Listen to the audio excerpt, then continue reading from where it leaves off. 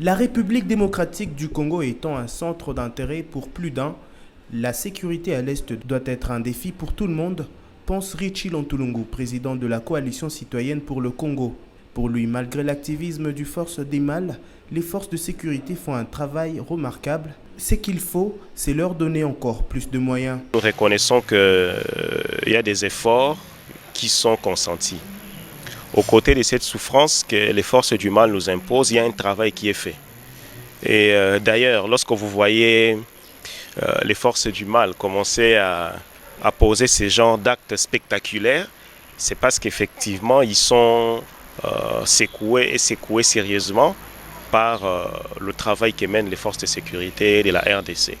Donc nous ne pouvons que demander à l'État de donner davantage de moyens aux forces de sécurité et que nous travaillons davantage sur notre capacité d'anticipation.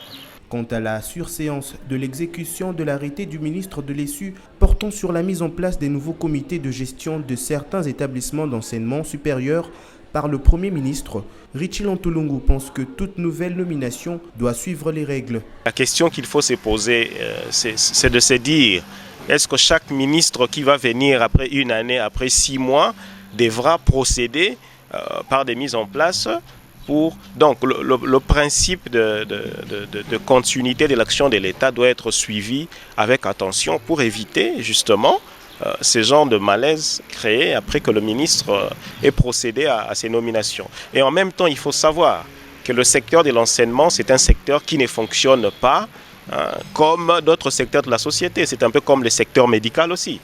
Donc, ce sont des secteurs où les placements et les nominations suivent un certain nombre de règles. Le Premier ministre a, dans un communiqué officiel, demandé la surséance de l'arrêté du ministre de l'ESU à la suite des agitations constatées dans les milieux universitaires.